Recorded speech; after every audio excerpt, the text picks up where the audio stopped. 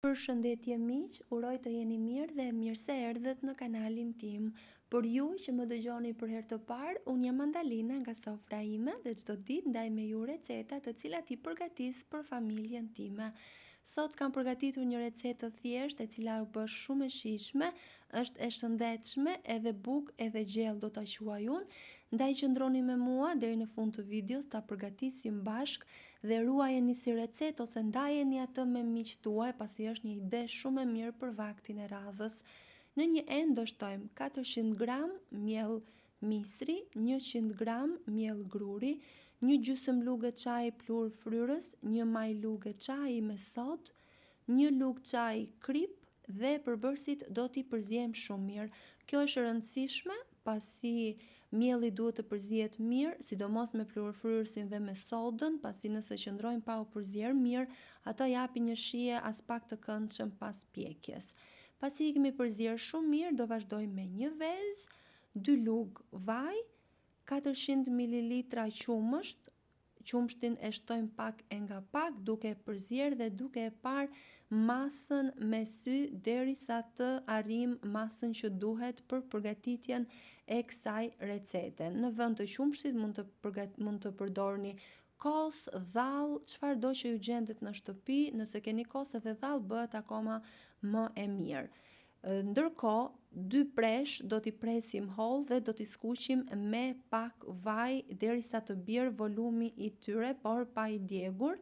Edhe pse në familjen time e preferojnë të skuqur shumë, unë i skuqa derisa morën këtë ngjyrë. Do t'i shtojmë në masën që përgatitëm. Unë kam përdorur presh, por sigurisht mund të përdorni edhe spinaq ose edhe qep të njoma, bëhet shumë e mirë.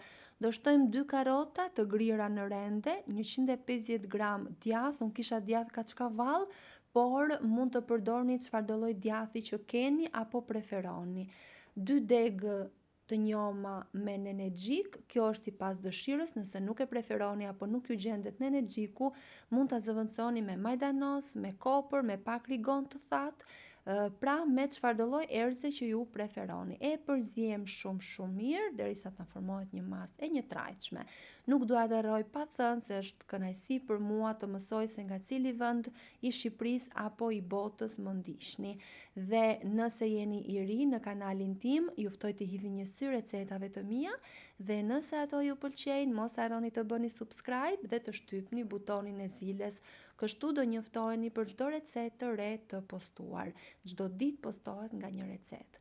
Siç e shihni, masën e kam vendosur në tavë, të cilën e kam lyer me pak vaj, mund ta lyeni edhe me pak gjalp, dhe në sipërfaqe unë kam shtuar edhe një lugë djath kaçkavall të grirë, kjo është sipas dëshirës, mund të shtoni thjesht edhe pak vaj ose pak gjalp, por gjithashtu edhe me fara mund ta bëni në sipërfaqe, mund shtoni pak fara susami, fara kungulli, sipas dëshirës e bën akoma më të pasur. Unë shtova vetëm djath dhe e kam pjekur në 200 gradë dhe më mori rreth 45 minuta. Pjekja është gjithmonë në varësi të sobës që ju keni. U bë pambuk i butë, shumë i shijshëm dhe mbi të gjitha është shumë i shëndetshëm. Këtë mund ta përgatisni edhe në mëngjes dhe mund të jetë një ushqim shumë i mirë për në shkollë ose për në punë, sepse është i shëndetshëm dhe ka një butësi që edhe kur ftohet është akoma i butë dhe plot shije. Si ju duket si recetë, pres përshtypjen tuaj në koment. Faleminderit që më ndiqni.